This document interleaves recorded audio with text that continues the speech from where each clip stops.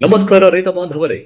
ನೀರಾವರಿ ಮೂಲ ಹೊಂದಿರುವ ರಾಜ್ಯದ ಎಲ್ಲ ಪರಿಶಿಷ್ಟ ಜಾತಿ ವರ್ಗದ ರೈತರಿಗೆ 2 ಹೆಕ್ಟೇರ್ ಪ್ರದೇಶದವರೆಗೆ ಸೂಕ್ಷ್ಮ ನೀರಾವರಿ ಘಟಕಗಳು ಅಂದರೆ ತುಂತುರು ಮತ್ತು ಹನಿ ನೀರಾವರಿ ಘಟಕಗಳನ್ನು ಅಳವಡಿಸಿಕೊಳ್ಳಲು ಶೇಕಡ 90ರ ಸಹಾಯಧನ ಒದಗಿಸಲಾಗುತ್ತಿದೆ. ಈ ಸವಲತ್ತನ್ನು ಪಡೆಯಲು ಸಮೀಪದ ಹೋಬಳಿಯ ರೈತ ಸಂಪರ್ಕ ಕೇಂದ್ರ ಅಥವಾ ತಾಲೂಕು ಸಹಾಯಕ ಕೃಷಿ ನಿರ್ದೇಶಕರ ಕಚೇರಿಯನ್ನು ಸಂಪರ್ಕಿಸಲು ಕೋರಲಾಗಿದೆ. ಇದು ಕರ್ನಾಟಕ ರಾಜ್ಯ ಕೃಷಿ ಇಲಾಖೆಯ ಪ್ರಕಟಣೆ.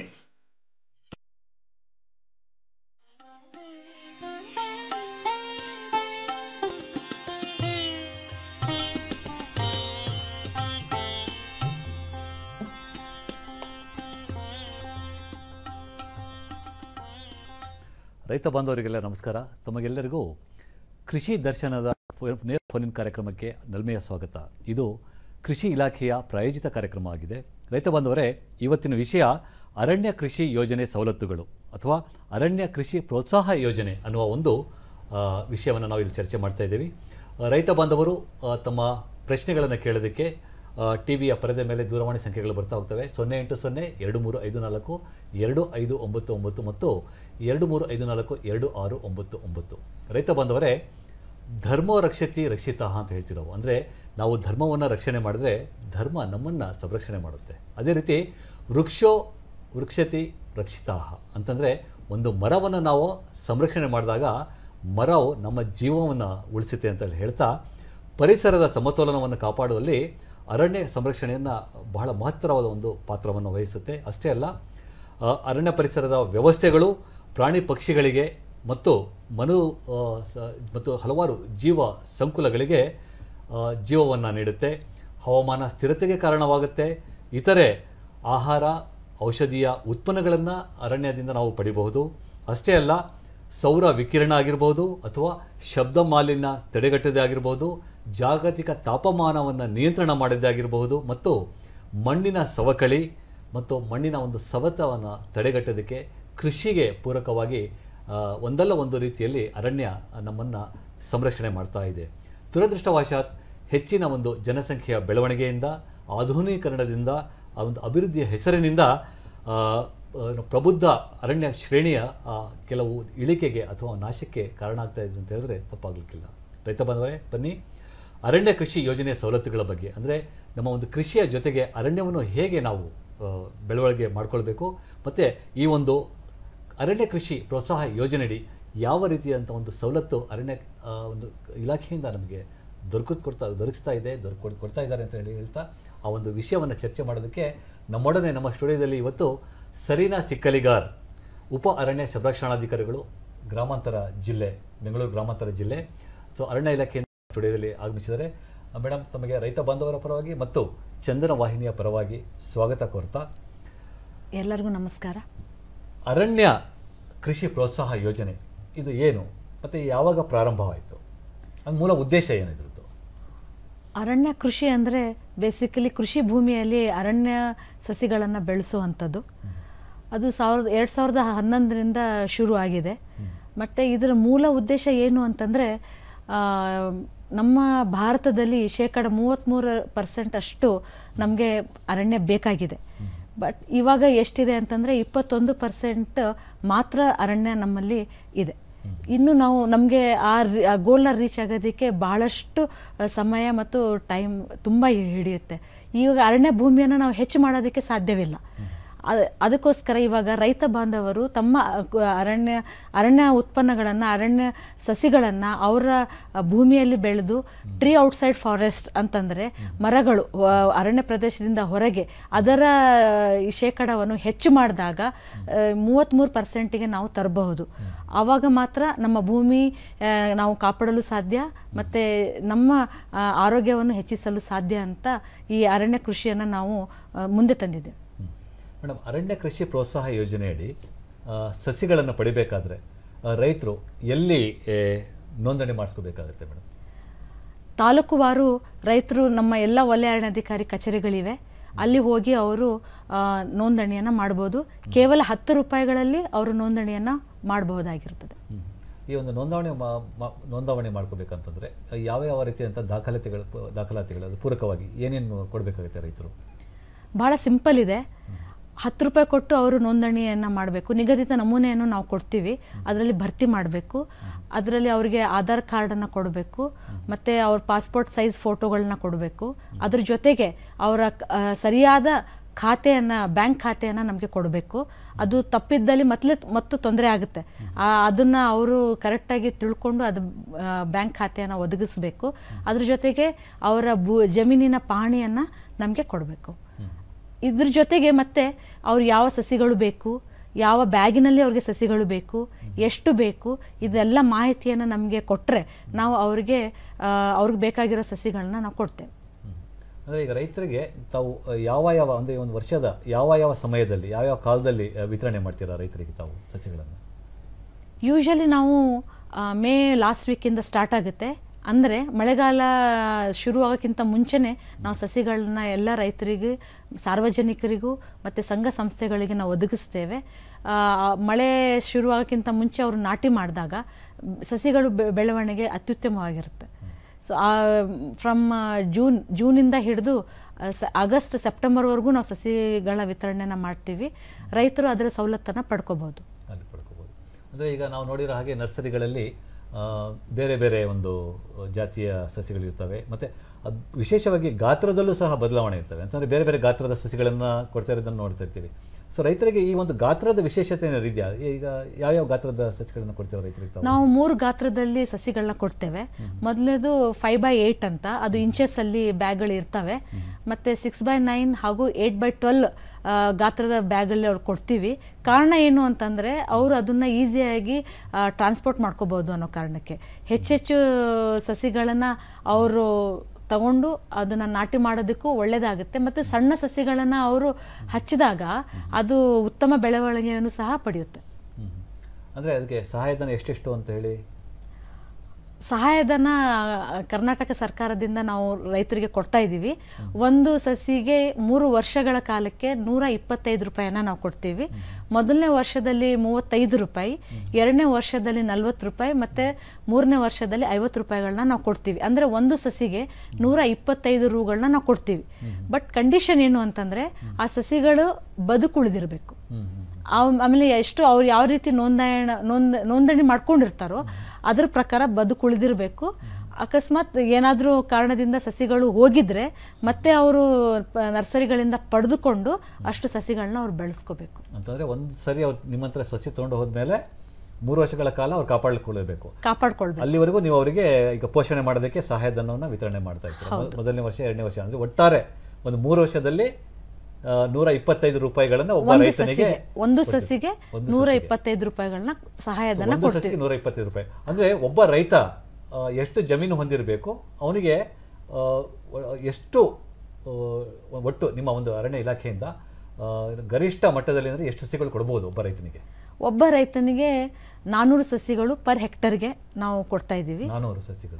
ಭೂಮಿ ಎಷ್ಟಿರಬೇಕು ಅಂತ ಏನಿಲ್ಲ, ಅದು ರೈತರ ಮೇಲೆ ಬಿಟ್ಟಿರೋದು. ಹೆಕ್ಟೇರಿಗೆ 400 ಸಸಿಗಳು ಕೊಡ್ತೀವಿ. 1 ಹೆಕ್ಟೇರಿಗೆ 400 ಸಸಿಗಳನ್ನ ನಾವು ರೈತರಿಗೆ ಕೊಡ್ತಾ ಇದ್ದೀವಿ. 2 ಹೆಕ್ಟೇರ್ 3 ಹೆಕ್ಟೇರ್ ಹೊಂದಿದ್ದಾನೆ ರೈತ ಅಂತಂದ್ರೆ ಅವನಿಗೆ ಇನ್ನೂ ಜಾಸ್ತಿ ಕೊಡ್ಬೋದಾ? ಕೊಡ್ಬೋದು ಹಾಗೆ? ಕೊಡ್ಬೋದು. ಬಟ್ ನಾವು ಮಿತಿ ಇದೆಯಾ? ಏನಾದ್ರು ಮಿತಿ ಇದೆಯಾ? ಮಿತಿ ಪರ್ ಹೆಕ್ಟರ್ಗೆ 400 ಸಸಿಗಳು ಅಂತ ಮಿತಿ ಇದೆ. ಅದಕ್ಕಿಂತ ಹೆಚ್ಚು ಭೂಮಿಯಲ್ಲಿ ಇನ್ನೂ ಹೆಚ್ಚು ಅವರು ಕೃಷಿ ಅರಣ್ಯ ಮಾಡ್ತಾರೆ ಅಂತಂದ್ರೆ ಅದಕ್ಕೂ ನಾವು ಕೊಡ್ತೇವೆ. ಓಕೆ.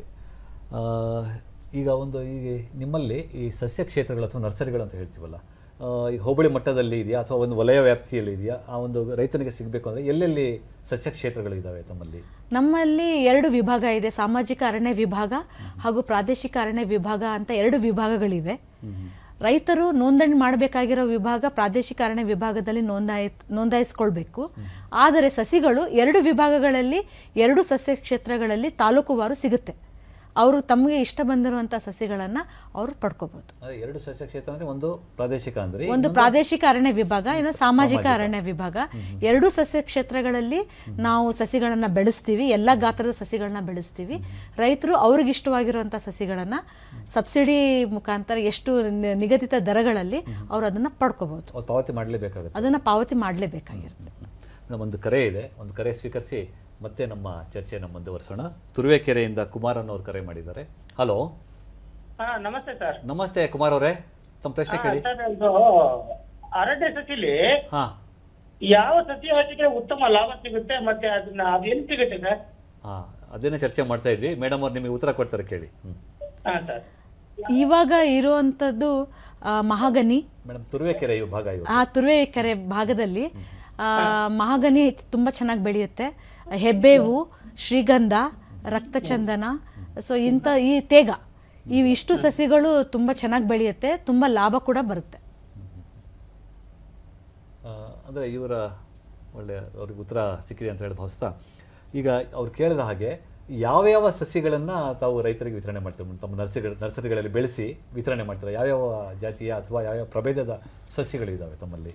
ನಾವು ಮೊದಲು ಸಸಿಗಳನ್ನ ಬೆಳೆಸೋಕ್ಕಿಂತ ಮುಂಚೆ ನಾವು ನಮ್ಮ ವಿಭಾಗದ ವ್ಯಾಪ್ತಿಯಲ್ಲಿರೋ ಎಲ್ಲ ಹಳ್ಳಿಗಳಿಗೂ ನಾವು ಡಿಮ್ಯಾಂಡ್ ಸರ್ವೆಯನ್ನು ಕೈಗೊಳ್ತೇವೆ. ಆ ಡಿಮ್ಯಾಂಡ್ ಸರ್ವೆಯಲ್ಲಿ ರೈತರು ನಮಗೆ ಕೇಳ್ತಾರೆ ಇಂಥ ಸಸಿಗಳು ಮುಂದಿನ ಮಳೆಗಾಲದಲ್ಲಿ ಬೇಕು ಅಂತ. ಆಮೇಲೆ ಕೆಲವು ರೈತರಿಗೆ ಅದು ಗೊತ್ತಿರೋದಿಲ್ಲ ಯಾವ ಸಸಿಗಳನ್ನ ಬೆಳೆಸಿ. ಇವಾಗ ಈಗ ಪ್ರಶ್ನೆ ಬಂದಿರೋ ಹಾಗೆ ಯಾವ ಸಸಿಗಳು ಎಷ್ಟು ಲಾಭ ಕೊಡುತ್ತೆ ಅಂತೆಲ್ಲ ಗೊತ್ತಿರೋದಿಲ್ಲ. ಸೊ ಅದ್ರ ಬಗ್ಗೆ ನಾವು ಅವರಿಗೆ ಇನ್ಫಾರ್ಮೇಷನ್ನ ಕೊಡ್ತೀವಿ, ಮಾಹಿತಿಯನ್ನು ಕೊಡ್ತೀವಿ. ಕೊಟ್ಟ ನಂತರ ಅವರು ನಮಗೆ ಡಿಮ್ಯಾಂಡನ್ನು ಕೊಡ್ತಾರೆ, ನನಗೆ ಇಷ್ಟು ಸಸಿಗಳು ಬೇಕು ಮುಂದಿನ ಮಳೆಗಾಲಕ್ಕೆ ಅಂತ. ಸೊ ಈ ಪ್ರಭೇದದ ಬೇಕು ಅಂತ ಕೇಳ್ತಾರೆ. ಸೊ ಅದ್ರ ಪ್ರಕಾರ ನಾವೇನು ಮಾಡ್ತೀವಿ, ಆ ಸಸಿಗಳನ್ನ ನಾವು ನರ್ಸರಿಗಳಲ್ಲಿ ಬೆಳೆಸ್ತೀವಿ. ನಮ್ಮಲ್ಲಿ ಈಗ ಹೆಚ್ಚು ಬೇಡಿಕೆ ಇರುವಂಥ ಸಸಿಗಳು ಅಂತಂದರೆ ಮಹಾಗನಿ ತುಂಬ ಬೇಡಿಕೆಯಲ್ಲಿದೆ, ನಂತರ ಹೆಬ್ಬೇವು ಬೇಡಿಕೆಯಲ್ಲಿದೆ, ಅದರ ಜೊತೆಗೆ ತೇಗ ಇದೆ, ರಕ್ತಚಂದನ ಇದೆ, ಮತ್ತು ಶ್ರೀಗಂಧ ಇದೆ. ಸೊ ಇಷ್ಟು ಸಸಿಗಳಿಗೆ ಭಾಳ ಬೇಡಿಕೆ ಇದೆ. ಇದ್ರ ಜೊತೆ ಬಿದಿರಿಗೂ ಸಹ ಇವಾಗ ಬೇಡಿಕೆ ಬರ್ತಾ ಇದೆ. ಅದನ್ನು ನಾವು ಹೆಚ್ಚಾಗಿ ಬೆಳೆಸ್ತೀವಿ. ಅವರು ಮೊದಲೇ ನೋಂದಣಿ ಆಗಿರೋದ್ರಿಂದ ಅವರು ರಿಜಿಸ್ಟ್ರಲ್ಲಿ ಅವ್ರ ಹೆಸರು ಇರುತ್ತೆ, ಇಷ್ಟು ಬೇಕು ಅಂತ ಅವ್ರು ಆಗಲೇ ಕೇಳಿರ್ತಾರೆ. ಸೊ ಅದು ಅವರ ಹೆಸರಲ್ಲಿ ಆ ಸಸಿಗಳು ಹಾಗೇ ಇರುತ್ತೆ. ಅವರು ಯಾವಾಗ ಬೇಕಾದರೂ ಮಳೆಗಾಲ ಮುಗಿಯೋಷ್ಟರಲ್ಲಿ ಬಂದು ತೆಗೆದುಕೊಂಡು ಹೋಗ್ಬೋದು. ಈಗ ಒಂದು ವೇಳೆ ತಮ್ಮ ಅರಣ್ಯ ಕೃಷಿ ಪ್ರೋತ್ಸಾಹ ಯೋಜನೆಯಲ್ಲಿ ಅವರು ನೋಂದಣಿ ಮಾಡಿಕೊಂಡು ಸಸಿಗಳನ್ನ ಕೇಳಿರ್ತಾರೆ. ಈಗ ಕೆಲವೊಮ್ಮೆ ಯಾವುದೋ ಒಂದು ಕಾರಣಾಂತರದಿಂದ ಸೊ ಆ ಒಬ್ಬ ರೈತನಿಗೆ ಅಥವಾ ಕೆಲವು ರೈತರಿಗೆ ಅವರು ಬೇಡಿರುವಂತಹ ಒಂದು ಸಸಿಗಳು, ಬೇಡಿಕೆಯಲ್ಲಿರೋ ಸಸಿಗಳನ್ನು ಸಿಗದೇ ಇದ್ದ ಕಾರಣದಲ್ಲಿ ಆ ಒಂದು ಪಕ್ಷದಲ್ಲಿ ಅರಣ್ಯ ಇಲಾಖೆ ಏನಾದರೂ ಅವರಿಗೆ ಬೇರೆ ವಲಯದಿಂದ ಏನಾದರೂ ಸಸಿಗಳನ್ನು ತಗೊಳ್ಳೋಕ್ಕೆ ಅವಕಾಶ ಕಲ್ಪಿಸಿಕೊಟ್ಟಿದೆಯಾ ಅಥವಾ ಯಾವ ರೀತಿ ಸಹಾಯ ಮಾಡ್ತೀರಾ ಆ ರೈತನಿಗೆ? ಅವರಿಗೆ ಕೇಳಿರುವಂಥ ಸಸಿಗಳು ನಮ್ಮಲ್ಲಿ ಲಭ್ಯ ಇಲ್ಲದಿದ್ದಾಗ ಯಾವ ನರ್ಸರಿಯಲ್ಲಿದೆ ಅಂತ ನಾವು ತಿಳ್ಕೊಂಡು ಆ ರೈತನಿಗೆ ನಾವು ಒಂದು ಹೇಳ್ತೀವಿ, ಮಾಹಿತಿಯನ್ನು ಕೊಡ್ತೀವಿ, ನೀವು ಅಲ್ಲಿ ಹೋಗಿ ತೆಗೆದುಕೊಂಡು ಹೋಗಿ ಬನ್ನಿ ಅಂತ. ಕೆಲವೊಮ್ಮೆ ಅವ್ರು ಕೇಳಿರೋ ಸಸಿಗಳು ನಮ್ಮಲ್ಲಿ ಸಿಗದೇ ಇರ್ಬೋದು. ಆವಾಗ ಈ ವರ್ಷದಲ್ಲಿ ಆ ಸಸಿಗಳನ್ನ ನಾವು ಬೆಳೆಸಿ ಅವ್ರಿಗೆ ಕೊಡ್ತೀವಿ, ಅವ್ರು ಮುಂದಿನ ಮಳೆಗಾಲದಲ್ಲಿ ಅದನ್ನು ಹಚ್ಕೋಬೋದು. ಮೇಡಮ್, ಈಗ ಈ ಒಂದು ಅರಣ್ಯ ಪ್ರೋತ್ಸಾಹ ಯೋಜನೆ, ಅರಣ್ಯ ಕೃಷಿ ಪ್ರೋತ್ಸಾಹ ಯೋಜನೆ 2011ರಲ್ಲಿ ಪ್ರಾರಂಭವಾಯಿತು ಅಂತ ಹೇಳ್ತಾ ಇದ್ರಿ ತಾವು. ಸೊ ಅಲ್ಲಿಂದ ಇಲ್ಲಿವರೆಗೆ ನಮ್ಮ ರಾಜ್ಯದಲ್ಲಿ ಎಷ್ಟು ರೈತರು ನೋಂದಣಿ ಮಾಡ್ಕೊಂಡಿದ್ದಾರೆ ತಮ್ಮ ಈ ಒಂದು ಯೋಜನೆಯಡಿ?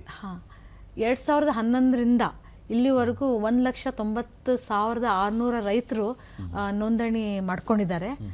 ಅದು ಸ್ಟಾರ್ಟಿಂಗ್ ಸ್ವಲ್ಪ 2011ರಲ್ಲಿ ಸ್ಟಾರ್ಟ್ ಆದಾಗ ರೈತರಿಗೆ ಇದ್ರ ಬಗ್ಗೆ ಹೆಚ್ಚಿನ ಮಾಹಿತಿ ಇರಲಿಲ್ಲ. ಈಗ ಅದು ಮಾಹಿತಿನ ಪಡ್ಕೊಳ್ತಾ ಇದ್ದಾರೆ. ಮತ್ತು ಬಹಳಷ್ಟು ರೈತರು ಗಿಡಗಳ ಮರಗಳನ್ನ ಬೆಳೆಸಿ ಅದರಿಂದ ಲಾಭ ಪಡ್ಕೊಂಡಿದ್ದಾರೆ. ಅವರಿಂದ ಮಾಹಿತಿ ಪಡ್ಕೊಂಡು ಈಗ ಅದಕ್ಕೆ ತುಂಬ ಡಿಮ್ಯಾಂಡ್ ಬಂದಿದೆ. ಇವಾಗ ರೈತರ ಸಂಖ್ಯೆ ಹೆಚ್ಚಾಗ್ತಾ ಇದೆ. ಈಗ ಬೆಂಗಳೂರು ಗ್ರಾಮಾಂತರದಲ್ಲೇ ಮೊದಲು ಹೋದ ವರ್ಷದವರೆಗೂ 300 ರೈತರು ಮಾತ್ರ ನೋಂದಣಿಯನ್ನು ಮಾಡ್ಕೊಂಡಿದ್ರು. ಕೇವಲ ಒಂದು ವರ್ಷದಲ್ಲಿ ಈಗ 700 ಜನ ರೈತರು ನೋಂದಣಿಯನ್ನು ಮಾಡ್ಕೊಂಡಿದ್ದಾರೆ. ಸೊ ಅವರಿಗೆ ಇವಾಗ ಅದರ ಇದು ಮಹತ್ವ ತಿಳಿತಾ ಇದೆ. ಸೊ ಅದನ್ನು ಬೆಳೆಸ್ಕೊಳ್ತಾ ಇದ್ದಾರೆ. ಈಗ ಬೇರೆ ಬೇರೆ ಸಸಿಗಳ ವಿತರಣೆ ಮಾಡ್ತಾ ಇದ್ರಲ್ಲ, ಯಾವ ಯಾವ ಸಸಿಗಳಿಗೆ ಎಷ್ಟೆಷ್ಟು ದರ ನಿಗದಿಪಡಿಸಲಾಗಿದೆ ಮೇಡಮ್ ತಮ್ಮಲ್ಲಿ ಇರುವಂತಹ ಸಸಿಗಳನ್ನು? ಇವಾಗ ಬೇಡಿಕೆಯಲ್ಲಿ ಇರುವಂಥದ್ದು ಆಗಿರ್ಬೋದು, ಎಷ್ಟು ದರ ಇದೆ? ಎಲ್ಲ ಸಸಿಗಳಿಗೂ ಒಂದೇ ದರ. ನಾನು ಹೇಳಿದಾಗೆ ಬ್ಯಾಗ್ ಸೈಜ್ ಪ್ರಕಾರ ನಾನು ಹೇಳಿದೆ 5x8ಗೆ 2 ರೂಪಾಯಿ, 6x9ಗೆ 3 ರೂಪಾಯಿ, ಹಾಗೂ 8x12ಗೆ 6 ರೂಪಾಯಿ. ಸಸಿಗಳು ಯಾವುದೇ ಇರ್ಬೋದು, ಯಾವುದೇ ಜಾತಿಯದು ಇರ್ಬೋದು, ಆ ಬ್ಯಾಗ್ಗಳಿಗೆ ಗಾತ್ರದ ಮೇಲೆ ಮಾತ್ರ ದರವನ್ನು ನಿಗದಿಪಡಿಸಲಾಗಿದೆ. ಮೇಡಮ್, ಮತ್ತೊಂದು ಕರೆ ಇದೆ, ಆ ಒಂದು ಕರೆಯನ್ನು ಸ್ವೀಕರಿಸೋಣ ಮತ್ತೆ ಚರ್ಚೆ ಮುಂದುವರಿಸೋಣ. ಬಸವರಾಜನ್ ಅವರು ಕರೆ ಮಾಡಿದ್ದಾರೆ ತಿಪ್ಟೂರಿಂದ. ಹಲೋ. ಹಲೋ. ಬಸವರಾಜ್ ಅವರೇ ನಮಸ್ತೆ. ನಮಸ್ಕಾರ ಸರ್. ನಮಸ್ಕಾರ. ಕೇಳಿ ತಮ್ಮ ಪ್ರಶ್ನೆ ಕೇಳಿ. ಈಗ ನಾವು ತಿಪ್ಟೂರಲ್ಲಿ ಒಂದ್ಸರಿ ಗಂಧ ಸಸಿ ರಕ್ತಚಂದನ ತಾಂಡು, ಗಂಧ ಮತ್ತೆ ರಕ್ತಚಂದನ, ಆದ್ರೆ ಆ ಸಸಿ ಸ್ವಲ್ಪನೂ ಇದು ಬರೀ 3 ಇಂಚ್ ಬೆಳೆದ್ರೆ ಸಸಿ ಕೊಡ್ತಾರೆ. ಸರಿ. ನಮಸ್ಕಾರ ಸರ್. ನಮಸ್ಕಾರ. ಹೇಳಿ ಹೇಳಿ ಹೇಳಿ ಗೊತ್ತಾಯ್ತು. 3 ಇಂಚ್ ಸಸಿ ನಿಮಗೆ ವಿತರಣೆ ಮಾಡಿದ್ದಾರೆ. ಕೊಡ್ತಾರೆ. ಆ ಸಸಿ ನಾವು ತಂದು ಹಾಕಿರ್ವೆ, ಆ ಸಸಿ ಎಬ್ಬರಿಸಕ್ ಆಗಲ್ಲ. ನಮಗೆ ಗಿಡ ದೊಡ್ಡದ್ ಬೇಕು, ಒಂದ್ 2 ಅಡಿ 3 ಅಡಿ ಬೆಳೆದಿರೋ ಗಿಡ ಬೇಕು. ಉತ್ತರ ಕೊಡ್ತಾರೆ ಮೇಡಮ್ ಅವರು ಅವರ ಒಂದು. ಅದು ನಮಗೆ ಸಪ್ಲೈ ನೀವು ಇದು ತೋಟಗಾರಿಕೆ ಇಲಾಖೆಯಿಂದ ಕೊಡಲ್ಲ ಸರಿಯಾಗಿ. ತೋಟಗಾರಿಕೆ ಅಲ್ಲ, ಅರಣ್ಯ ಇಲಾಖೆ. ಅರಣ್ಯ ಇಲಾಖೆ. ಅರಣ್ಯ ಇಲಾಖೆ ಮೇಡಮ್ ಉತ್ತರ ಕೊಡ್ತಾರೆ ಅದಕ್ಕೆ. ಸೊ ಅವ್ರದ್ದು 3 ಇಂಚ್ ಸಸಿ ಕೊಟ್ಟಿದ್ದಾರೆ ಮೇಡಮ್, ಅವರಿಗೆ 2 ಅಡಿ ಗಾತ್ರದ್ದೆಲ್ಲ ಕೇಳ್ತಿದ್ದಾರೆ ಅವರು. ನಾನು ಹೇಳಿದ ಪ್ರಕಾರ ಅವರು ಮೋಸ್ಟ್ಲಿ ಸಣ್ಣ ಬ್ಯಾಗಿನ ಸಸಿಗಳನ್ನ ತಗೊಂಡಿರಬೇಕು. 5x8 6x9 ಗಾತ್ರದ ಸಸಿಗಳನ್ನ ತಗೊಂಡಿರಬೇಕು. ಆದರೆ 8x12 ಗಾತ್ರದ ಸಸಿಗಳನ್ನ ತಗೊಂಡ್ರೆ 2 ರಿಂದ 3 ಅಡಿ ಅಪ್ ಟು 4 ಅಡಿವರೆಗೂ ಅವ್ರಿಗೆ ಸಸಿಗಳು ಸಿಗುತ್ತೆ. ಅದನ್ನ ಅವರು ಪಡ್ಕೋಬಹುದು ನಮ್ಮ ಇದರಲ್ಲಿ. ಕೆಲವೊಂದ್ಸತಿ ಏನಾಗುತ್ತೆ, ಜೂನ್ ಸ್ಟಾರ್ಟ್ ಆದ ತಕ್ಷಣ ತುಂಬ ರೈತರು ಬಂದು ಸಸಿಗಳನ್ನ ತೊಗೊಂಡು ಹೋಗ್ಬಿಡ್ತಾರೆ ಈ ದೊಡ್ಡ ಗಾತ್ರದ್ದು. ಇವರು ಸ್ವಲ್ಪ ಲೇಟಾಗಿ ಬಂದಾಗ, ಅಂದರೆ ಸೆಪ್ಟೆಂಬರ್ ಆಗಸ್ಟ್ ಕೊನೆ ಹಂತದಲ್ಲಿ ಬಂದಾಗ ಈ ಸಣ್ಣ ಗಾತ್ರದ ಸಸಿಗಳು ಉಳಿದಿರ್ತವೆ. ಸೊ ಅವಾಗ ಅದನ್ನು ತೊಗೊಂಡಿರ್ಬೋದು. ಬಟ್ ಯಾವ ಗಾತ್ರ ಸಸಿ ಆದ್ರೂ ಕೂಡ ಅದು ಒಳ್ಳೆ ಬೆಳವಣಿಗೆಯನ್ನು ಕೊಡುತ್ತೆ. ಸೊ ಅದಕ್ಕೆ ಆ ಗಾತ್ರದಲ್ಲಿ ಏನು ವ್ಯತ್ಯಾಸ ಬರೋದಿಲ್ಲ. ಅದನ್ನ ನಾವು ತಗೊಂಡು ಯಾವ ಗಾತ್ರದಾದ್ರೂ ತಗೊಂಡು ಅದನ್ನ ಸರಿಯಾದ ಕ್ರಮದಲ್ಲಿ ಪೋಷಣೆ ಮಾಡೋದಾದಾಗ ಅದು ಒಳ್ಳೆ ಫಲವನ್ನು ಕೊಡುತ್ತೆ. ಸೊ ಅದಕ್ಕೆ ರೈತರಿಗೆ ಏನು ನಾನು ಕೇಳ್ಕೊಳ್ಳೋದಂತಂದರೆ, ಗಾತ್ರದ ಪ್ರಕಾರ ಹೋಗೋದು ಬೇಕಾಗಿಲ್ಲ. ಅವ್ರು ಸಣ್ಣ ಸಸಿ ಇದ್ದಷ್ಟು ಭೂಮಿಗೆ ಹೊಂದ್ಕೊಳ್ಳುತ್ತೆ, ಮತ್ತು ಅದರ ಕೆಪಾಸಿಟಿ ಚೆನ್ನಾಗಿರುತ್ತೆ, ತುಂಬ ಚೆನ್ನಾಗಿ ಬೆಳೆಯುತ್ತೆ. ದೊಡ್ಡ ಗಾತ್ರದ ಹಾಕಿದ ತಕ್ಷಣ ಅದು ತುಂಬ ಬೇಗ ಮರ ಆಗಿ ಬೆಳೆಯುತ್ತೆ ಅನ್ನೋದು ತಪ್ಪು. ಸೊ ಅದನ್ನ ಅವ್ರು ಅರ್ಥ ಮಾಡ್ಕೊಂಡ್ರೆ ಅವ್ರಿಗೆ ಈ ಥರ ತೊಂದರೆ ಆಗೋದಿಲ್ಲ. ಬೆಳೆಯುವ ಮೊಳಕೆ, ಬೆಳೆಯುವ ಮೊಳಕೆಯಲ್ಲಿ ಕಾಣು ಅಂತ ಏನು ಹೇಳ್ತೀವಿ ಆ ರೀತಿ. ಅಂದರೆ ಯಾವುದೇ ಚಿಕ್ಕದಾಗಿರ್ಬೋದು ಅಥವಾ ನಾವು ಯಾವ ರೀತಿ ಪೋಷಣೆ ಮಾಡ್ತೀವಿ ಅದ್ರ ಮೇಲೆ ಅದು ಮೂಲ ಆಧಾರ ಆಗಿರುತ್ತೆ ಅಂತ ಹೇಳ್ತಾ ಮೇಡಮ್, ಒಂದು ಜಾಹೀರಾತಿದೆ, ಆ ಜಾಹೀರಾತನ್ನು ವೀಕ್ಷಣೆ ಮಾಡ್ಕೊಂಡು ಮತ್ತೆ ನಮ್ಮ ಒಂದು ಚರ್ಚೆಯನ್ನು ಮುಂದುವರಿಸೋಣ ನಾವು.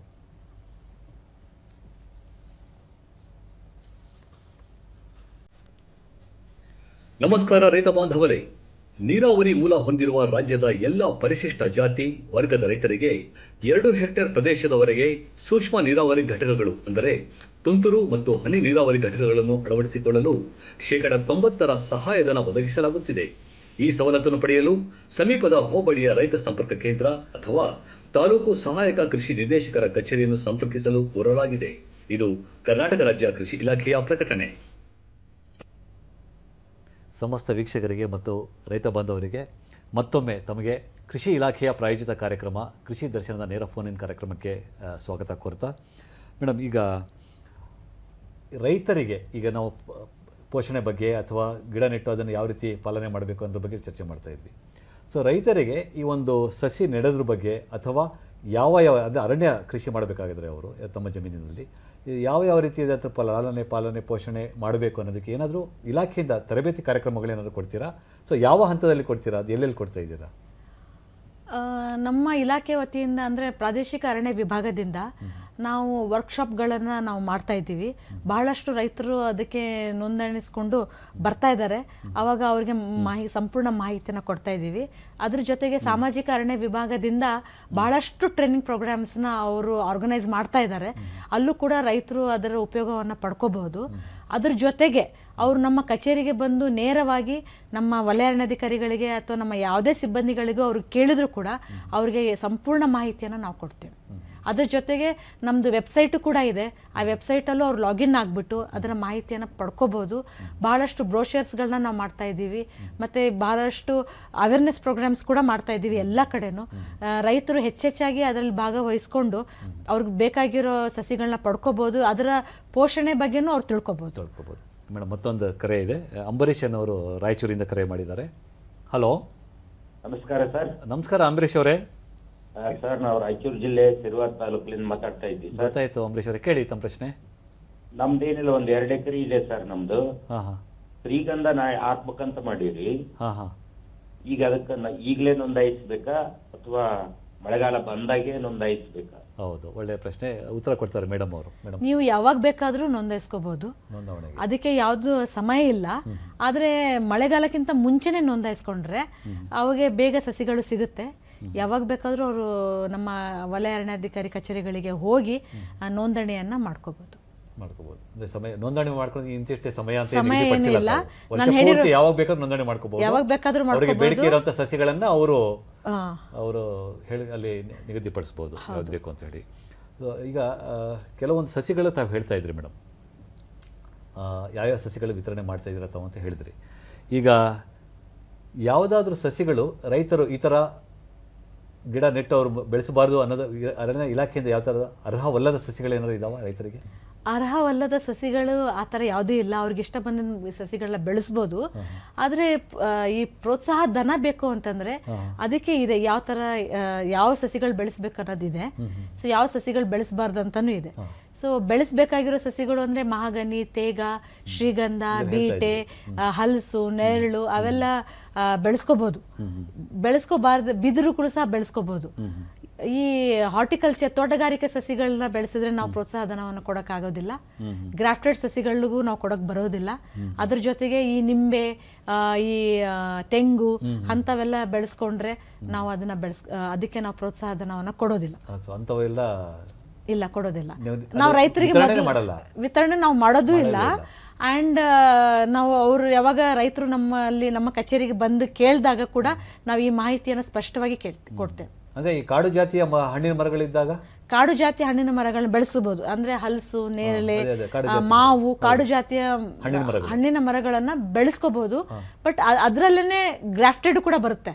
ಹಲಸು ಗ್ರಾಫ್ಟ್ ಆಗಿರೋದು, ಮಾವು ಗ್ರಾಫ್ಟ್ ಆಗಿರೋದು ಅದು ತೋಟಗಾರಿಕೆ ಇಲಾಖೆಗಳಿಂದ ಮಾಡ್ತಾರೆ. ಕಸಿ ಮಾಡುವಂತ ಅವಕಾಶ ನಾವು ಮಾಡ್ಕೊಡೋದಿಲ್ಲ. ಒಳ್ಳೆ ಮಾಹಿತಿ. ಮೇಡಮ್, ಇನ್ನೊಂದು ಕರೆ ಇದೆ. ಹರೀಶ್ ಅವರು ಶೃಂಗೇರಿಯಿಂದ ಕರೆ ಮಾಡ್ತಾ ಇದ್ದಾರೆ. ಹಲೋ ಹಲೋ ಹರೀಶ್ ಅವರೇ, ನಮಸ್ತೆ. ನಮಸ್ತೆ. some ಪ್ರಶ್ನೆ ಕೇಳಿ. ನಾವು ಶೃಂಗೇರಿಯಿಂದ, ಇಲ್ಲಿ ಶೃಂಗೇರಿ ವೆದರಿಗೆ ಯಾವುದು ಗಿಡ ಸೂಟ್ ಆಗುತ್ತೆ ಅಂತ? ಶೃಂಗೇರಿಯ ವಾತಾವರಣಕ್ಕೆ ಹೊಂದಿಕೊಳ್ಳುವಂತಹ ಗಿಡಗಳನ್ನ ಅರಣ್ಯ ಮತ್ತೆ ಅದು ಗಿಡಗಳು ಎಲ್ಲಿ ಸಿಗತ್ತೆ ಅಂತ ಹೇಳ್ತಾರೆ, ಮಾಹಿತಿ ಕೊಡ್ತಾರೆ ಮೇಡಮ್ ಅವರು. ಹರೀಶ್ ಅವರೇ, ತಾವು ಶೃಂಗೇರಿಯಲ್ಲಿ ಇರೋದ್ರಿಂದ ಅಲ್ಲಿ ಆ ಮಣ್ಣಿನ ಹವಾಗುಣ ಮತ್ತು ಅದೆಲ್ಲ ನೋಡಿದ್ರೆ ಅಲ್ಲಿ ಹೆಚ್ಚಾಗಿ ತೇಗ, ಮಹಾಗನಿ, ಹೆಬ್ಬೇವು ಇಂಥವು, ಆಮೇಲೆ ಹಲಸು, ನೇರಳೆ, ಇವು ಬಿದಿರು ಇದಿಷ್ಟು ಚೆನ್ನಾಗಿ ಬೆಳೆಯುತ್ತೆ. ನೀವು ಈ ಸಸಿಗಳನ್ನು ನೀವು ಹತ್ತಿರದಲ್ಲಿರುವಂತಹ ವಲಯ ಅರಣ್ಯಾಧಿಕಾರಿಗಳ ಕಚೇರಿಯಲ್ಲಿ ನೋಂದಾಯಿಸಿಕೊಂಡು ಅಲ್ಲಿರೋ ನರ್ಸರಿಗಳ ಹತ್ರ ಹೋಗಿ ನೀವು ಅದನ್ನು ಪಡ್ಕೋಬೋದು. ನೋಂದಾವಣಿ ಮಾಡ್ಕೊಳ್ಳೋದು ಕಡ್ಡಾಯ. ನಿಮಗೆ ಏನು ಸಸಿಗಳನ್ನು ಬೇಕೋ ಅದನ್ನು ಬೇಡಿಕೆಯ ಅನುಸಾರ ಅವರು ಅದನ್ನು ಸಿದ್ಧಪಡಿಸ್ಕೊಡ್ತಾರೆ. ಇಷ್ಟೆಲ್ಲ ಆಗ್ತಾ ಇದೆ ಮೇಡಮ್. ಇವಾಗ ರೈತರು ನಿಮ್ಮಿಂದ ಸಸಿ ತೊಗೊಂಡಿದ್ದಾರೆ, ಅದನ್ನು ಬೆಳೆಸ್ತಾ ಇದ್ದಾರೆ. ಸೊ ಇವಾಗ ಇಲಾಖೆ ವತಿಯಿಂದ ಈಗ ನೀವು ಹೇಗಿದ್ರು ಅದು ಬೆಳೆಸೋರಿಗೂ ಸಹ ಪ್ರೋತ್ಸಾಹ ಧನ ಕೊಡ್ತಾ ಇದ್ದೀರಾ, ಒಂದು ಸಸಿಗೆ ಇಂತಿಷ್ಟು ಅಂತೇಳಿ. ಸೊ ಇಲಾಖೆ ವತಿಯಿಂದ ಏನಾದರೂ ಒಂದು ತಪಾಸಣೆ ಕೈಗೊಳ್ತಾ ಇದ್ದೀರಾ? ಅಕಸ್ಮಾತ್ ಕೈಗೊಳ್ತಾ ಇದ್ದರೆ ಅದು ಯಾವ ರೀತಿ ಕಾರ್ಯರೂಪಕ್ಕೆ ಬರ್ತಾ ಇದೆ, ಯಾವ ರೀತಿ ಮಾಡ್ತಾ ಇದ್ದೀರಾ ತಾವು? ಮೊದಲನೇದಾಗಿ ರೈತರು ಮೊದಲು ನೋಂದಾಯಿಸ್ಕೊಳ್ತಾರೆ. ಅದ ನಂತರ ಇಷ್ಟು ಸಸಿಗಳಂತ ತೆಗೆದುಕೊಂಡು ಹೋಗ್ತಾರೆ. ಸೊ ಅದು ನಾವು ರಿಜಿಸ್ಟ್ರಲ್ಲಿ ಮೇಂಟೈನ್ ಮಾಡ್ತೀವಿ. ಅವ್ರಿಗೆ ಮೊದಲನೇ ವರ್ಷದ ಪ್ರೋತ್ಸಾಹ ಧನವನ್ನು ನಾವು ಕೊಡಬೇಕಾದಾಗ ನಮ್ಮ ಸಿಬ್ಬಂದಿಗಳು ಅಲ್ಲಿ ಹೋಗಿ ರೈತರ ಹೊಲಕ್ಕೆ ಹೋಗಿ ಅದು ಎಷ್ಟು ಸಸಿಗಳು ಬೆಳೆದಿದೆ, ಎಷ್ಟು ಬದುಕುಳಿದಿದೆ, ಯಾವ ರೀತಿ ಬೆಳವಣಿಗೆ ಆಗಿದೆ, ಅವರು ಸರಿಯಾಗಿ ಬೆಳೆಸಿದಾರೋ ಇಲ್ವೋ, ಸರಿಯಾದ ಸ್ಪೇಸಿಂಗ್ ಕೊಟ್ಟಿದಾರೋ ಇಲ್ವೋ ಅದನ್ನೆಲ್ಲವನ್ನು ನೋಡ್ತಾರೆ. ನೋಡ್ಬಿಟ್ಟು ಎಷ್ಟು ಸಸಿಗಳು ಬದುಕುಳಿದಿದೆ ಅದನ್ನ ಎಣಿಸ್ಬಿಟ್ಟು ಅಷ್ಟು ಸಸಿಗಳಿಗೆ ಮಾತ್ರ ಪ್ರೋತ್ಸಾಹಧನವನ್ನು ಕೊಡ್ತೇವೆ. ಬದುಕುಳಿದಿರೋಂಥ ಸಸಿಗಳನ್ನ ಏನು ಮಾಡಬೇಕು, ಅವರು ಮತ್ತೆ ನರ್ಸರಿಗಳಿಗೆ ಹೋಗಿ ಅದನ್ನ ತೆಗೆದುಕೊಂಡು ಬಂದು ಮತ್ತೆ ಆ ಜಾಗದಲ್ಲಿ ಹಾಕೋಬೇಕು. ಸೊ ಈ ರೀತಿ ಪ್ರತಿ ವರ್ಷನೂ ನಾವು 2ನೇ ವರ್ಷ ಆಗಲಿ 3ನೇ ವರ್ಷ ಆಗಲಿ ನಾವು ಹೋಗಿ ಅದನ್ನ ತಪಾಸಣೆ ಮಾಡ್ತೀವಿ. ನಮ್ಮ ಸಿಬ್ಬಂದಿಗಳು ತಪಾಸಣೆ ಮಾಡಿ ಎಷ್ಟು ತಗೊಂಡು ಹೋಗಿದ್ರು ರೈತರು, ಎಷ್ಟು ಬೆಳೆದಿದ್ದಾರೆ, ಎಷ್ಟು ಬದುಕುಳಿದಿದೆ, ಮತ್ತೆ ಅದರ ಬೆಳವಣಿಗೆ ಯಾವ ರೀತಿ ಇದೆ ಅದು ಎಲ್ಲಾನು ನಾವು ಮೇಂಟೈನ್ ಮಾಡ್ತೀವಿ. ಅದರ ಪ್ರಕಾರನೇ ಅವರಿಗೆ ಸಹಾಯಧನವನ್ನು ನಾವು ಕೊಡ್ತೀವಿ. ವಿತರಣೆ ಮಾಡ್ತಾ ಇದ್ದೀರಾ. ಮತ್ತೊಂದು ಕರೆ ಇದೆ ಮೇಡಮ್, ನಾಗರಾಜನ್ ಅವರು ಮಧುಗಿರಿಯಿಂದ ಕರೆ ಮಾಡ್ತಾ ಇದ್ದಾರೆ. ಹಲೋ ನಾಗರಾಜ್ ಅವರೇ, ನಮಸ್ತೆ. ನಮಸ್ಕಾರ ಸರ್. ನಮಸ್ಕಾರ, ಕೇಳಿ ಪ್ರಶ್ನೆ. ನಾನು ಮಧುಗಿರಿಯಿಂದ ಮಾತಾಡ್ತಾ ಇದ್ದೀನಿ. ಗೊತ್ತಾಯ್ತು, ಕೇಳಿ ಪ್ರಶ್ನೆ ಕೇಳಿ. ಈಗ ಏನಿಲ್ಲ ಸರ್, ನಾನು 2 ವರ್ಷದಿಂದ ನಾನು ನಿಮ್ಮ ಕೃಷಿ ಅರಣ್ಯ ಪ್ರೋತ್ಸಾಹಕ್ಕೆ ಎಲ್ಲಾ ಸಸಿಗಳು ತಗೊಂಡೋಗಿದ್ದೀನಿ ಇಲ್ಲಿ ಮಧುಗಿರಿಯಿಂದಾನೆ. ರಾಮದೇವ್ರ ಬೆಟ್ಟದಲ್ಲಿ ಅದು ಚಿಕ್ಕ ಸಸಿಗಳು ಕೊಟ್ರು. ಆದ್ರೂ ಕೂಡ ಏನಂದ್ರೆ ಈಗ ಸರ್ಕಾರದಲ್ಲಿ ನೀವು ಪ್ರೋತ್ಸಾಹ ಧನ ಅಂತ ಇಲ್ಲಿ ಟಿವಿನಲ್ಲಿ ನೋಡ್ತಾ ಇದ್ದೀವಿ, ಎಲ್ಲಾ ನೋಡ್ತಾ ಇದ್ದೀವಿ. ನಾನು ಭೂಮಿ ಎಲ್ಲ ನಂದೆಲ್ಲ ಬೆಟ್ಟ ಗುಡ್ಡೆ ಇರೋದು, ನಾನು ಅರಣ್ಯ ಡೆವಲಪ್ ಮಾಡ್ಬೇಕು ಅಂತ ಶ್ರೀಗಂಧ ತಗೊಂಡಿದ್ದೀನಿ, ಮಹಾಗನಿ, ಎಬ್ಬೇವು, ಸಿಲ್ವರ್ ಎಲ್ಲ ತಗೊಂಡಿದ್ದೀನಿ. ಗೊತ್ತಾಯ್ತು, ಹೇಳಿ ಮುಂದೆ ಕೇಳಿ. ಈಗ ಸಮಸ್ಯೆ ಏನಂದ್ರೆ ನೀವು ಕೊಡ್ಬೇಕಾಗಿರೋದು ಪ್ರೋತ್ಸಾಹ ಧನ ಯಾವಾಗ ಹೋಗ್ಲಿ ಕೇಳಿದ್ರೆ 2 years ಆದ್ರೂ ಇನ್ನೂ ಬಂದಿಲ್ಲ, ಸರ್ಕಾರದಲ್ಲಿ ಬಂದಿಲ್ಲ. ಇದೇ ಇದ್ರೆ ಏನ್ ಪ್ರೋತ್ಸಾಹ ಕೊಡ್ತೀರ ನೀವು ರೈತರಿಗೆ? ಮಧುಗಿರಿ ಟಿವಿನಲ್ಲಿ ನೋಡ್ಬೇಕು ನೀವು ಸ್ಪೀಚಸ್. ನಾನು ಚೀಫ್ ಆಯ್ತು. ಕನ್ಸರ್ವೇಟರ್ ಫಾರೆಸ್ಟ್ ಅರಣ್ಯ ಭವನ್ ಆಯ್ತು ಹೋಗಿದ್ದೀನಿ. ಆಯ್ತಾಯ್ತು. ಈಗ ನಿಮಗೆ ಪ್ರೋತ್ಸಾಹಧನ ಬಂದೇ ಇದ್ದಾಗ ಮೇಡಮ್ ಹೇಳ್ತಾರೆ ಅದನ್ನು ಯಾವ ರೀತಿ ಅಪ್ರೋಚ್ ಮಾಡಬೇಕು, ನಿಮಗೆ ಯಾವ ರೀತಿ ಅದು ಯಾರಿಗೆ ಸಂಪರ್ಕ ಮಾಡಬೇಕು ಅಂತ ಹೇಳ್ತಾರೆ ಮೇಡಮ್. ಸರ್ಕಾರದಿಂದ ಹಣ ಬಂದಿಲ್ಲ ಅಂತ ಹೇಳ್ತಾ ಇದ್ದಾರೆ. ಹೌದು, ಕೆಲವೊಮ್ಮೆ ಸರ್ಕಾರದಿಂದ ಪ್ರೋತ್ಸಾಹ ಧನ ಬರೋದು ಸ್ವಲ್ಪ ವಿಳಂಬ ಆಗುತ್ತೆ. ಆಮೇಲೆ ಕೆಲವೊಂದು ಸತಿ ಏನಾಗುತ್ತೆ, ಇವರು ಸರಿಯಾದ ಮಾಹಿತಿಯನ್ನು ನಮಗೆ ಒದಗಿಸಿರೋದಿಲ್ಲ. ನಂತರ ಇನ್ನೊಂದು ಸತಿ ಏನಾಗುತ್ತೆ ಅಂತಂದರೆ, ನಮ್ಮವರು ಕೆಲವೊಂದು ಸತಿ ಹೋಗಿ ರೈತರ ಜಮೀನಲ್ಲಿ ಕೂಡ ಹೋಗಿ ತಪಾಸಣೆ ಕೈಗೊಂಡಿರೋದು ಸ್ವಲ್ಪ ವಿಳಂಬ ಮಾಡಿರ್ತಾರೆ. ಇವೆಲ್ಲ ಎಲ್ಲೋ ಒಂದು ಕಡೆ ಸ್ವಲ್ಪ ಡಿಲೇ ಆಗ್ಬೋದು, ಬಟ್ ಪ್ರೋತ್ಸಾಹಧನ ಅವ್ರಿಗೆ ಸಿಗುತ್ತೆ. ಸ್ವಲ್ಪ ವಿಳಂಬ ಆಗ್ಬೋದು. ವಿಳಂಬ ಆಗೋದಕ್ಕೆ ಕಾರಣ ರೈತರು ಕೂಡ ಆಗಿರ್ತಾರೆ ಮತ್ತು ಇಲಾಖೆ ಕೂಡ ಆಗಿರುತ್ತೆ. ಎರಡೂ ಪ್ರಕಾರ ನೋಡಿದಾಗ ಬಟ್ ಪ್ರೋತ್ಸಾಹಧನ ಕೊಡೋದು ನಮ್ಮ ಕರ್ತವ್ಯ ಮತ್ತು ರೈತರ ಹಕ್ಕು.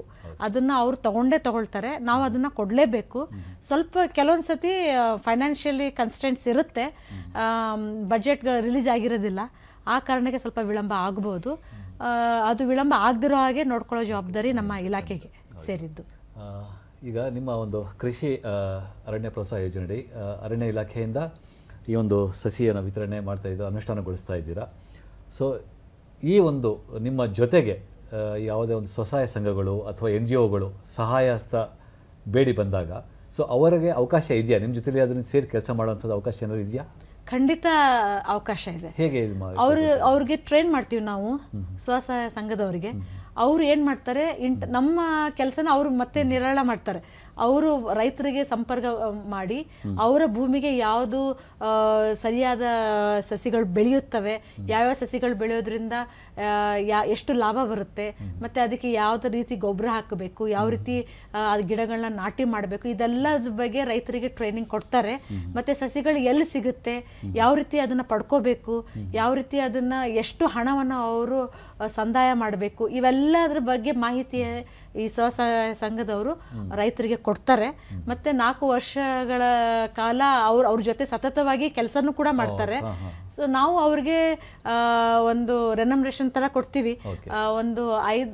ಒಂದು ಸಸಿಗೆ 5 ರೂಪಾಯಿ ಥರ ಅವ್ರಿಗೂ ಕೂಡ ನಾವು ಒಂದು ಪ್ರೋತ್ಸಾಹಧನ ಅವ್ರಿಗೂ ಸಹ ಕೊಡ್ತೀವಿ. ಅವ್ರಿಗೂ ಕೂಡ ರೈತರ ಜೊತೆ ಸಂಪರ್ಕವನ್ನು ಬೆಳೆಸೋದಕ್ಕೆ ಉಪಯೋಗ ಆಗುತ್ತೆ. ಓಕೆ, ಒಳ್ಳೆಯ ಒಂದು ಮಾಹಿತಿ ಕೊಟ್ಟಿದ್ದಾರೆ ಮೇಡಮ್. ಪಾಟೀಲ್ ಅನ್ನೋರು ಮತ್ತೊಂದು ಕರೆ ಮಾಡಿದ್ದಾರೆ ಬೆಳಗಾವಿಯಿಂದ. ಹಲೋ ಹಲೋ, ಸಂಪರ್ಕ ಸಾಧಿಸಕ್ಕಾಗ್ತಿಲ್ಲ ತಾಂತ್ರಿಕ ಕಾರಣಗಳಿಂದ. ಸೊ ಈಗ ಇದು ಹೇಳಿದ್ರಿ ಮೇಡಮ್ ತಾವೀಗ ಈ ಒಂದು ಕೃಷಿ ಅರಣ್ಯ ಪ್ರೋತ್ಸಾಹ ಯೋಜನೆಯಲ್ಲಿ ಸಸಿ ವಿತರಣೆ ಮಾಡಿ ಅದನ್ನು ಬೆಳೆಸಿ ಮರಗಳು, ಸೊ ಅದರ ಬಂದಂಥ ಉತ್ಪನ್ನಗಳನ್ನು ರೈತರು ಯಾವ ರೀತಿ ಬಳಸ್ಕೋಬೇಕು ಅಂತ ಹೇಳ್ತೀರಾ ತಾವು? ಅದು ರೈತರುಗಳ ಉತ್ಪನ್ನ, ರೈತರುಗಳ ಮರಗಳೇ. ಅವ್ರ ಉತ್ಪನ್ನಗಳನ್ನು ಅವರು ಹೇಗೆ ಬೇಕಾದರೂ ಬಳಸ್ಕೋಬಹುದು, ಎಲ್ಲಿ ಬೇಕಾದರೂ ಹೋಗಿ ಮಾರಾಟ ಮಾಡಬಹುದು. ಅದಕ್ಕೆ ಯಾವುದೇ ಇದಕ್ಕೆ ಇಲಾಖೆ ಅಡ್ಡಿಪಡಿಸೋದಿಲ್ಲ. ಆದರೆ ಇದು ತೇಗ, ಶ್ರೀಗಂಧ ಮತ್ತು ಬೀಟೆ ಮರಗಳು ಅವರು ಏನಾದರೂ ಬೆಳೆದಾಗ ಅದನ್ನ ಕಡಿಯೋದಕ್ಕೆ ನಾವು ತೊಂದರೆ ಆ ಥರ ಏನು ಇರೋದಿಲ್ಲ. ಬಟ್ ಅದನ್ನ ಸಾಗಿಸ್ಬೇಕಾದ್ರೆ ಅವರು ಇಲಾಖೆಯಿಂದ ರಹದಾರಿಯನ್ನು ಪಡ್ಕೋಬೇಕು. ಅದು ಈ 3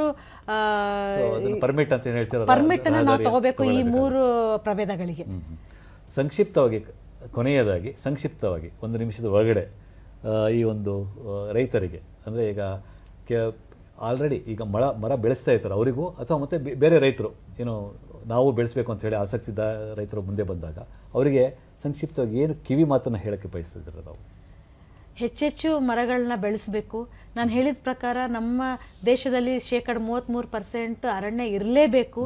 ನಾವು ಮುಂದಿನ ಪೀಳಿಗೆಗೆ ಒಳ್ಳೆ ಗಾಳಿ, ನೀರು, ಮಳೆ, ಆಹಾರ ಕೊಡಬೇಕು ಅಂತಂದರೆ ರೈತರು ಅದನ್ನು ಮನಸ್ಸು ಮಾಡಬೇಕು, ಸಾರ್ವಜನಿಕರು ಮನಸ್ಸು ಮಾಡಬೇಕು. ಎಲ್ಲರೂ ಕೂಡ ಸೇರಿ ಹೆಚ್ಚೆಚ್ಚು ಅರಣ್ಯಗಳನ್ನ ನಾವು ಬೆಳೆಸಬೇಕು.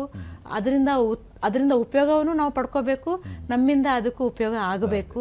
ಈ ರೀತಿ ಎಲ್ಲರೂ ಹೆಚ್ಚು ಸಸಿಗಳನ್ನ ಬೆಳೆಸಿ, ಕಾಡು ಬೆಳೆಸಿ, ನಾಡು ಉಳಿಸಿ ಅಂತ ನಾನು ಕೇಳ್ಕೊಳ್ತೇನೆ. ಮೇಡಮ್, ಇಷ್ಟೊತ್ತು ನಮ್ಮ ಸ್ಟುಡಿಯೋಗೆ ಬಂದು ರೈತ ಬಾಂಧವರ ಪರವಾಗಿ ಕೃಷಿ ಅರಣ್ಯ ಪ್ರೋತ್ಸಾಹ ಯೋಜನೆಯಡಿ ಏನು ಸವಲತ್ತು ದೊರಕಿಸ್ಕೊಡ್ತಾ ಇದ್ದೀರ ತಾವು, ಬಹಳ ಸುದೀರ್ಘವಾಗಿ ಎಲ್ಲ ಸಂಕ್ಷಿಪ್ತವಾಗಿ ಮತ್ತು ಸುದೀರ್ಘವಾಗಿ ಎಲ್ಲ ಪ್ರಶ್ನೆಗಳಿಗೂ ಸಮಂಜಸ ಉತ್ತರವನ್ನು ನೀಡುವ ಮೂಲಕ ಒಳ್ಳೆಯ ಮಾಹಿತಿಯನ್ನು ನೀಡಿದ್ದಾರೆ ಮೇಡಮ್. ತಮಗೆ ರೈತ ಬಾಂಧವರ ಪರವಾಗಿ, ಕೃಷಿ ಇಲಾಖೆಯ ಪರವಾಗಿ ಮತ್ತು ಚಂದನ ವಾಹಿನಿಯ ಪರವಾಗಿ ಧನ್ಯವಾದಗಳನ್ನು ಸಲ್ಲಿಸ್ತೇವೆ ಮೇಡಮ್. ನಮಸ್ಕಾರ.